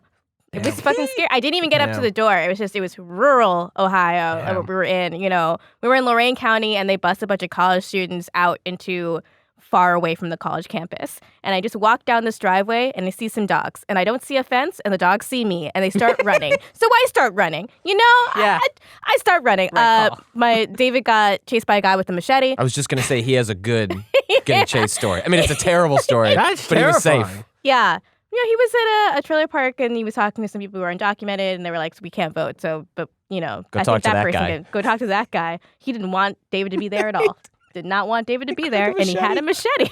So it's scary. It is scary. There is stuff you can do, but if you have the ability to get out and like talk to other supporters and other people in this movement, like I think there's nothing else that makes me feel like I'm doing something that matters than to actually be with my feet on the ground doing something. And hey, if it interests you, get educated about, you know, fights down ballot in your local community too. Like they need your support. That's what I did. A Was lot. like Illinois is blue. There wasn't a lot, you know, when 2018 came around, there was something for me for my local candidate. But like, you know, I was telling you, like after 2016 happened, it was like, well, there's this big fight happening over, you know, having like, you know, gender neutral bathrooms in the high schools. And like, I went and voted for our school board, for the school board people who were promising to put that into the school, and we won by 50 votes. And like a vote that was like 400 people. And it's like, shit, that shit matters. And like that helps on the ground. Yes. It's like I can't control Trump. Like that is so much out of my hands, but I can control who the fuck is on that school board Get because to know I live your there. neighbors. Get to know the people who live in your street. See what their needs are and see who's going to fight for them. Well, and to that point about like the Democratic Party that exists in local municipalities can be very different from these discussions we see on the national level, right? Yeah. Like, things are often pretty bad for poor folk in cities where ostensibly the entire thing is run by Democrats. So what is driving that? And a lot of it is there's sort of a reflexive party loyalty that is completely undeserved by like the incumbent class of Democratic politicians in like state houses, on city councils and such. And like, one of the things that I hope to see a mass movement do is like start targeting and purging these people from positions of power. Yep. Like, I mean, I've started getting more involved in like local issues in Massachusetts. One of those first eye-opening things that happened is like, yes, every district around me in the state house is controlled by Democrats who are currently blocking a comprehensive zero emissions bill in the Massachusetts State House right now. Like, the representative for Lowell, dude named Tom Golden, like controls the committee that has this bill to make like Massachusetts carbon neutral by like 2040 or 2050. And he is basically sitting on it in committee, and if it doesn't get a committee, it'll probably not pass. And like, this guy's a fucking Democrat. Yeah. And he's going to squelch it. And that's because there's a lot of people who are functionally Republicans, like pro-business, et cetera, who've realized, well, Republican can't win this seat. Right. But if I just If I run offer a blue, few sops to liberals, I can slide in. Yeah, well, a Republican can't win this, but I'm not racist, but I'm basically a Republican. So Yeah. why don't I just run? Yeah, Joe Lieberman did that once in Connecticut, right? Or he was like, he didn't get the Democratic nom and he just ran as an independent and he got it Oh, anyway. Joe Lieberman just one of the worst fucking people. Oh, yeah. But again, He should be like, kicked off a cliff, but that is a- non-fatally. Non-fatally kicked off a cliff. Just short enough so that he That's would vote for painful. single payer. Oh boy. Because he's the one that fucked us on that. Oh yeah. Yeah, but I mean, that's the thing, right? That is a case of this is a guy who was tolerated within the party, even though everyone knew he had these sort of political sensibilities, and that will always bite you, right? This notion that, well, you need people like that in the big tent. It's like, no, because that means that inevitably they will betray you, right? Like, the big tent will include people who profoundly hate the mission of the other people gathered there, and when given the opportunity, they will show their true colors. Yeah. So they got to go. So we didn't do the thing that I wanted, which is like, what do we think happens? Not just in Iowa, but this season. Because we're not. I mean, we'll check in, I'm sure, as things go. But like, what do we feel in our gut about this when we look at the I think data? there's like two paths. Go ahead. Around this time, in 2016, I had this sinking feeling when I was watching the Democratic Party implode and like Bernie, who was like the obvious choice, just getting fucked, where I was like, Trump is going to win. And I just kind of knew it instinctively that there was not going to be anything that the Democrats could offer to the country that would make Trump's message less attractive. This time, I think I don't want to say it out loud, but I think at least Bernie could be the Democratic nominee. And I think I'm going to put a lot of work into trying to make sure that he wins the presidency. Yeah, there's two paths. He needs to kind of run the table in the first three states, right? Yeah. So for people who aren't like fully aware, it's like, yeah, it goes Iowa, New Hampshire, and Nevada. And he's got good polling in those three states. And then we shift to Super Tuesday, in which that includes a lot of southern states, which Biden has like a pretty strong base in with a lot of southern voters. And the hope is that he gets momentum out of those first three states, and that translates to A sweep on Super Tuesday. yeah, which is like that. You know, Obama did a similar thing, right? Yeah. Like he busted out of Iowa and then converted things like South Carolina, which like was going nominally Clinton, and then shifted over when it was like, oh, yo, like you can actually do this? Yeah. All right. And then like a lot of the black voters in South Carolina came over, and like he sort of rode that wave to the end. And essentially something similar needs to happen to Bernie in order to, because Biden has a lot of that same block of voters that will need to switch. I think he's got Iowa in the bag, and like that really makes you feel. And he has New Hampshire in We the know he has bag. New And Hampshire he seems in to the have bag. Nevada in the bag. So if he And can his run that California sweep, numbers it's just are a matter of incredible. It should like, be a Super Tuesday win, obviously. does he get converts off of that? A lot of the stuff that I'm hearing about, well, there's two things. That Bernie's campaign approach has been like, we're not going to think about polls. We're not going to run our campaign according to polls. We want to bring in people that are not polled because they're non-voters. Right. We want to make non-voters go out to the polls. So you have to think about, well, there's this extra like 2 to 5% of people that will actually respond to that, and because Joe Rogan endorsed this guy, is going to decide to vote on Super Tuesday. And there's also like, I forgot the second thing. And you know what? That's fine. That's okay. I'm living my truth. Well- I'm accepting my brain I for think what it is. the thing that I am also hopeful for is you're starting to see more coverage of the fact that, like, hey, Biden actually has a centrist track record. Yeah. Like, of being down to do deals with his pals in the Republican Senate. I think the Social Security thing is going to hit his base with the elderly. I don't think we've seen it really even begin. Yeah. Right? Like, the story is beginning to get traction, but, like, as this gets nastier. As it narrows, too. Yeah. So, like, yeah, my hope is that Buttigieg is gone soon. Like, I hope he stays think he around long makes enough it? to leech some votes from Biden. Right. Mhm. Right. But, yeah, I What about Klobuchar? How long do you think Klobuchar stays in? I keep forgetting that she's running. yeah, I was like, shit. She drops out. Amy She stays Klobuchar. through Super Tuesday. Drops Fucking out the after New York that. Times reminded me that Klobuchar was still running. What a nightmare Oh joke. my God. Ugh. Anyway. The most Yeah, cowardly I think fucking that's thing. right. I think Biden loses if he gets the nomination. Yes. Oh, also. yeah. No, Yeah, he, I agree. Trump is going to fucking sweep the floor with him. Like, there's so many different ways. Like, it's just like if Trump can say something that's mean but accurate about someone, then you know that he's fucking got it in the bag. And there's so many mean but accurate things you can say about Joe Biden. Oh yeah. Biden is not a successful electioneer. Like, he ran for president so many times. The only reason he has a shot now is because he's drafting in Obama's wake. Yeah. But he has a bad track record as a candidate. And I don't like, he is not built for a fight with Trump. Plus, yes, like, Trump went way over a lot of like legal lines to try and get investigation of the Biden family in Ukraine. At the same time, Hunter Biden is one of the sketchiest motherfuckers. Hunter Biden has definitely smoked crack before. And, like, I don't want to disparage people Yeah, that why? do drugs, Yeah. like, do street drugs like that. But if you have that in your family history, Trump is going to talk about it. Well, I and you think- don't have, the thing is, like, you could roll with that, and Biden could make that a part of his campaign and be like, look, I understand addiction, the opioid crisis is a big deal, blah, blah, blah, blah. Look at my own son. He's not going to fucking do that. He's No, just but going to pretend to me it doesn't it's- exist. To me, it's look at my troubled, like, chain fuck up son who nevertheless got a position on the board of an Eastern European power company. Yeah. Gas Stephen company. A. Smith voice. Who was on crack? Yeah. But That's. but I think that's the real issue is, like, And to be Biden- 100% Like, clear, low-key, I I trust kind a of- lot of people. There are lots of people I trust who I know have done crack more than I trust Hunter Biden. Hunter Biden, though, he was like doing crack in a smoke club, and I really just support anyone that supports strippers. So I gotta give him There you that. go. Okay, so now we're done with Hunter Biden. Now we wrap back around. I would rather hang out with Hunter Biden than Joe. This is, I guess, what I'm trying to say. Okay, More common. Okay, Yeah. I think my point is just I more also that, like, support strippers. Yeah. until this last 10 years, like, the Biden had generally not cashed in on his name and position, but, like, his family sure has Oh, yeah. in recent years. And so now they look as bent as, not like, obviously you No, can't match the Trump and of course Kushner not. clan because, Yes. yeah, it's ridiculous. But Joe But it isn't Biden could have about told the his truth. son, if you do that, you know what I mean? He could have stopped that from happening and saying, like, your company will never get any kind of favorable deal. But also, I think at Instead- that point, I don't know that Biden knew he was going to be running.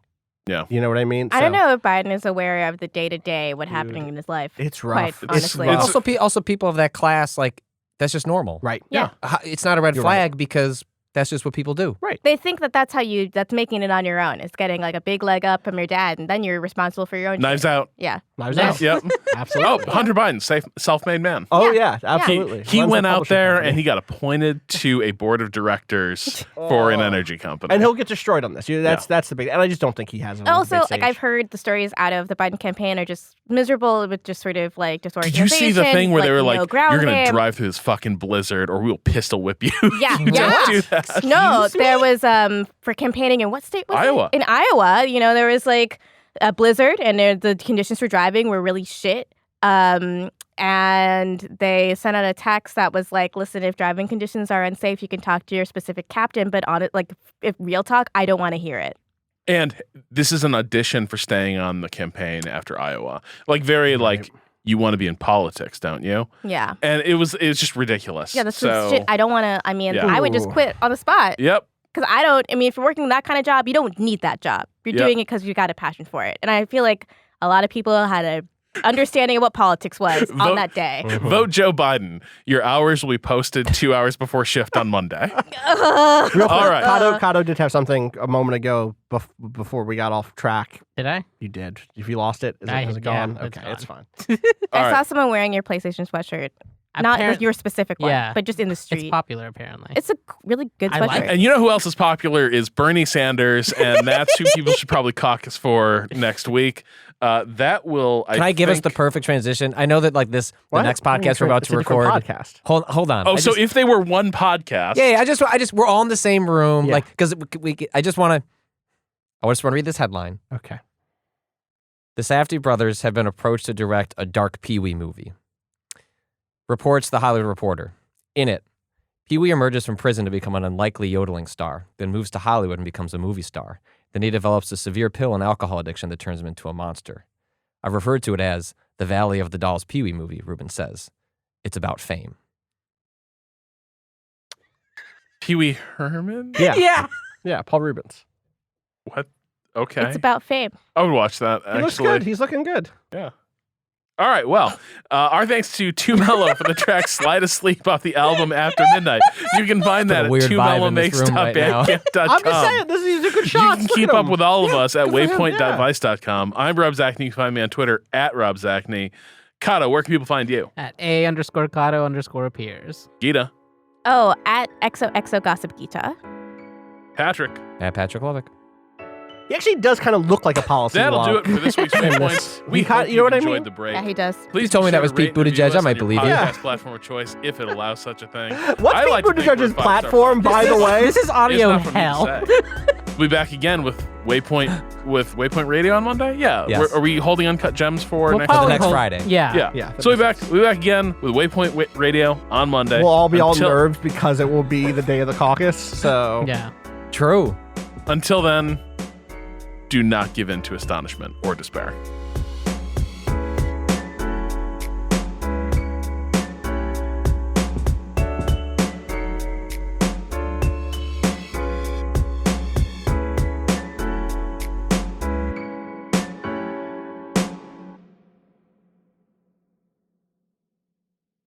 Well, Look, don't give into it, but use it as like Yeah. a motivating force. sure. Right, Yeah. yeah. What do you mean by give into it?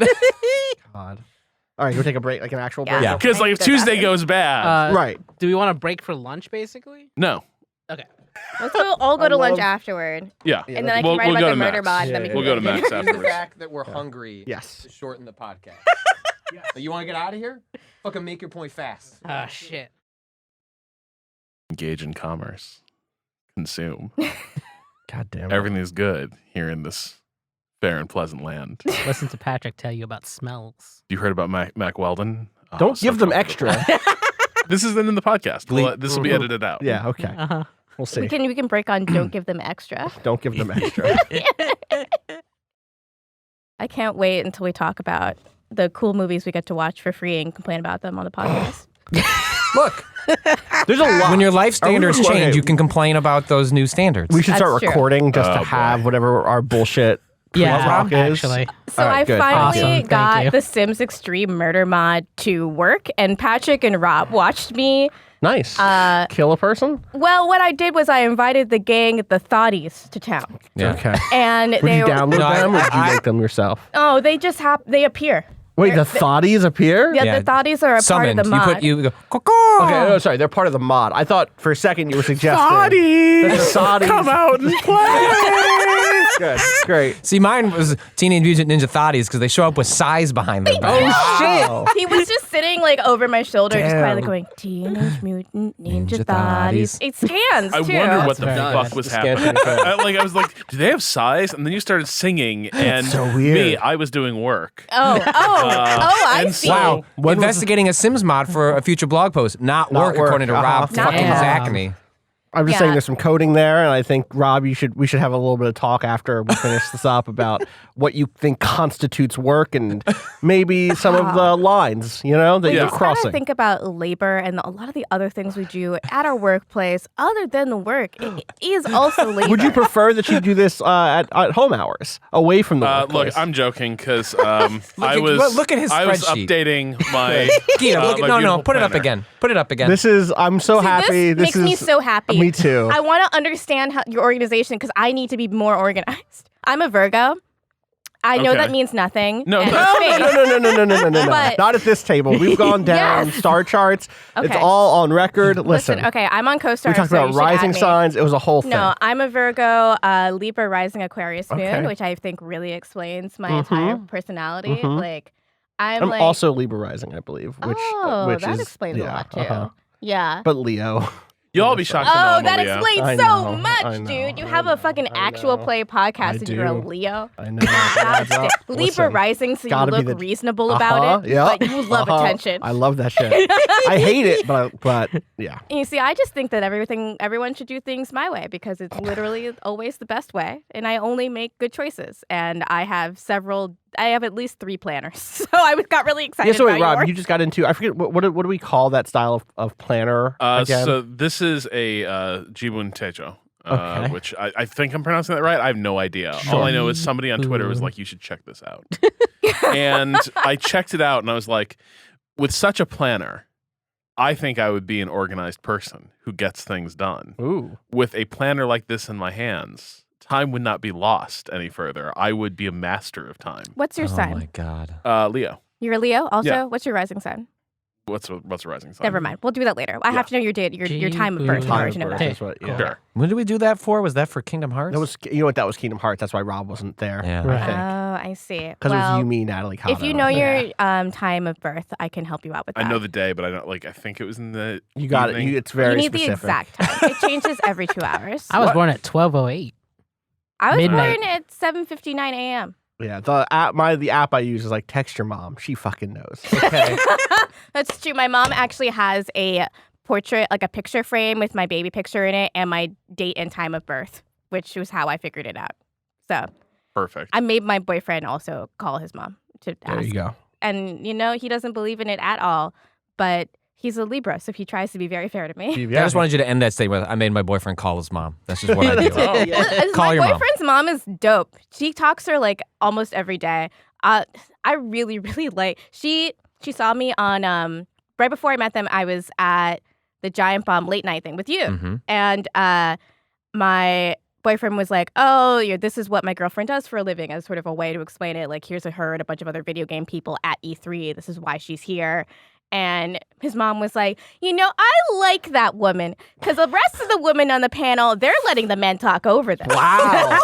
But she won't let the Yeah, men talk you know? over them. And I was like, I have seen the Giant Bomb late night show before. And listen, You I got to throw elbows. knew I had to throw elbows. I did not go quite as far as Dante Douglas did and say all cops are bastards. But Shout out to Dante Douglas. Shout out. Dante Douglas Dante is here came on a every- Waypoint Yes. thing Yeah. once, right? I love him so much. At E3 last year, yeah. Yeah, right. At E3. That's where it was. It's like, when would we have had Dante? Oh, right. Yeah, the time. I can't remember what game it was, but Me either. Some nonsense. It was all a blur, and I was drunk a lot. And cooking. and Yeah. cooking. The first thing I did when I got to Los Angeles was go to a dispensary. Good call. Smart. Yeah. It was- honestly. Take It was advantage. great. First it was thing a really nice time. Gita does, go to a dispensary. First thing Kato does, enters a Magic the Gathering tournament. We Oh, I forgot that happened. we all have That's right. our... That's right. It was pre-release weekend. Uh-huh. It's like, bye guys, let me go buy some meat. I got to the Rob went house. I got to the shopping. house, and I'm like, "Where's Kato?" It was either you or Rob. Was just like, he's at a Magic the Gathering tournament. Like, oh, like with his friends. He's like, no, just No. enter the Like tournament. it's part I'm of like, E3. Are they doing an okay. event? No. No. So my friend Tyler McCall is she's the editor-in-chief of Fashionista.com. And I was telling her about the thing I'm going to be doing next week, which is going to the Bagley Mishta New York Fashion Week runway show. Very excited And to if hear your reports back on this. I mean, Patrick told me if they were offering to get me a Bagley Mishta outfit to wear to the show, and Patrick was like, if wearing the dress will make the story better, you should do it. And I did actually think about it. And I was like, you know what? Covet Fashion. It's for Covet Fashion. Mhm. Covet Fashion is a game all about the fantasy of being able to wear these things. Mm. So I should embody that fantasy. Oh, yeah. For this thing. So you're doing it? Yeah. Oh, yes. Yeah, I'm gonna wear the dress. Yes. She needs my dress size, so I don't know what they're gonna have in size 6 because fashion is a notoriously inclusive Yeah. industry that thinks about different body types. That's going to be part of the story. Yeah, Totally. yeah, because Covet Fashion, the game, is trying to be as inclusive as possible. They have 2 different model sets, one just the pretty skinny white models, and another that is a range of body types and a range of races. And Wait, do they make that range of division? Wait, They so don't is it make like that. all right? you get to use the old models or the new models. Okay, A lot of people I've heard, I That's want to ask interesting. them if they have these stats but it's not on like hand. the game but is like, here's a selection of skinny white models, and it's all the colors of the skinny white model rainbow. yeah. And then other people assorted. A sort, yeah. Uh-huh. Miscellaneous. It frames it as this is the old art. Irregular. You want to use the new art. Yeah. We spent a lot of time on this new stuff. You should check out this new stuff. Okay. Yeah, Well, so it's a little bit okay. better. But like Yeah. what I discovered immediately is like what fashion people have now used to codify the thin white body is that the clothes hang better when you can see it consistently on the same body type over and over and over, and you have a better idea of what they look like, which is fucked up. Yeah, that's not. That That's seems like that's that not causes some problems for people internalizing that norm. Yeah, and also for And me, an end it, user it problem. feels like not the sort of thing that happens with any other art form. No one is like all songs have to be 3 minutes long. That's just how you can evaluate songs better. Yeah. All gallery paintings have to be 433 exactly. Yeah, all Like, paintings not have to even be on the film, same which canvas. is like a fairly standardized medium when it comes to the technical aspects. Mhm. Like not every movie is the exact aspect ratio. Mm-hmm. Not and like people like Ang Lee are experimenting with things that are thought of as standard. Like Did the anyone see frames that? per Did you second. see Gemini? Did anyone see Heard it Gemini was Man? complete trash. I wanted to see it. But I want to see I it so watched bad. The in problem that is I only mode. want to see it in the Yeah, weird. me too. Like I don't want to go watch it at home on HBO. No, I in want to see 6 months. 120 whatever frames per second. Wait, what? So this The guy Gemini Man? Dan Olsen. Wait, did you not see this? I missed this entirely. You Will missed Smith? You don't It's know Will anything Smith about and Baby Will Smith. wait, yes. The This is technology. CG Will Smith. Well, it's not CG Will Smith. It's DH. Wait, Will that was well, Ang Lee? Yeah. Yeah. And he released it at 120 frames per second. And which but all he it was the other insisted thing. was the It was right like way to see it. 120 Jesus. 3D. Yeah, and Something was it else, a different aspect right? ratio or something? I don't know, but I know that I read a piece that was like that nowhere in the United States can you truly actually watch the movie at like some cinemas could like do one part of the technical aspect, Amazing. others could do another. There is a great YouTube video from Folding Ideas, Dan Olsen, that's just a vlog of him after seeing Gemini Man in 3 different theaters with 3 different technical like specifications of how they showed the film. That is deeply fascinating to Yeah. me. Amazing. Yeah.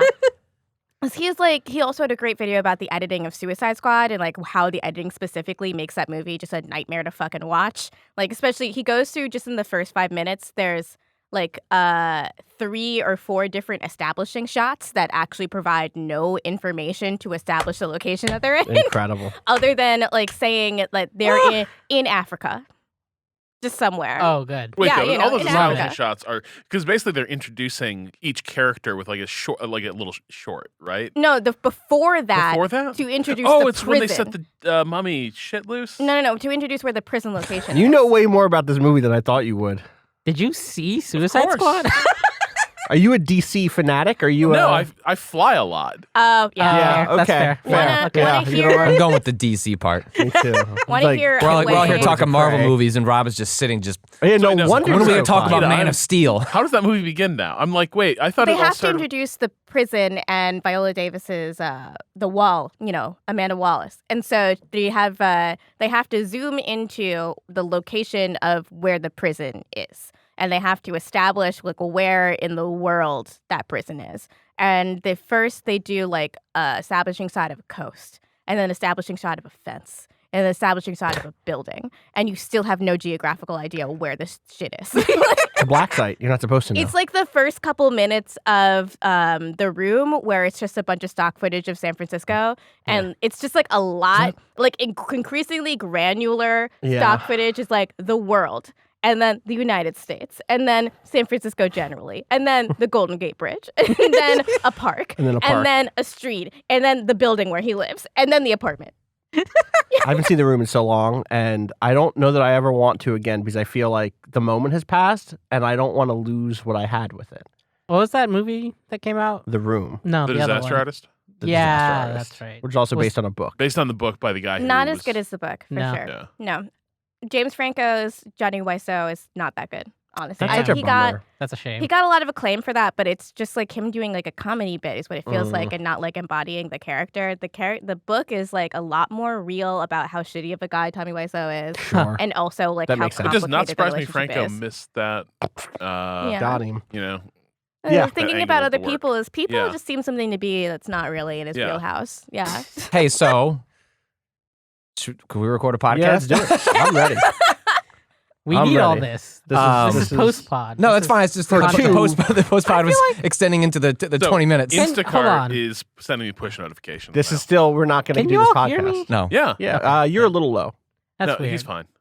Okay. I bumped up For the me, volume, you're by a the way, in little our low, headphones a but- tiny bit. I sound and weird in think my this own is perfect head, for but me. maybe No, I it's sound just weird in me. my head. I feel like I don't hear myself, or it sounds Yeah, like I me. feel like Really? I hear all of you guys beautifully, but Yeah. I feel like I'm underwater for some reason. That's how it sounds that's for how me. it No, sounds it's for definitely me. weirder Yeah, to me, too. totally. Yeah. Yeah, I guess Well, that's why true. I bumped it up a little bit because I couldn't understand what I was saying, and I was like, "Do I sound drunk?" You know what? I'm glad we all had this talk because we were all having the same problem. Yeah. Everyone was just like, maybe that's how it's supposed to sound, and everyone else is like, this is normal. It might. I mean, it honestly My might whole be life. the way the headphones reverberate. No. I think don't it's know. something about the timing sending our audio back to us. You think Okay. it's off by? Technical Oh, it Yeah, is. but it's something you But got to be it's super very careful minor. about because if you get the Huh. timing wrong, people lose the ability to speak. Right. If it's too late. Oh, yeah, that happens to me all the 100%. Huh. Anyway, Podcast. Yeah. Robert, you're this Sure. is Waypoints, right? Yeah, I've got your shit? definitely prepped this. Cool. so we're gonna start with the politics. politics and then do. And then do Uncut Yeah. Gems. Okay, Should we? we're gonna split these into two. So podcasts. we should just do two podcasts. Yes. Straight up. We could tease it. We could say like, hey, like we're recording this all Yeah, at once, but totally. this will show up next. We should Friday. also straight up say we're recording this on a new setup and a new studio. Yeah. We've retaken Lobby 1, etc. All right. Reclaimed. Reclaimed it. Yeah. It's like a Crusader Kings thing. It Right? is. Yeah. Where We've had a Casus Belli Wait, for what? quite some time. Yeah. Honestly. a We've Casus Belli on this reclaimed. roof. Yeah. Yeah. Okay, But- Rob. I thought you were heading toward like a. Oh no, we reclaimed Deus Vault. Don't no, worry about it. no. It's not woke that. now. No. Never. Dave- God wills inclusivity. No. All right.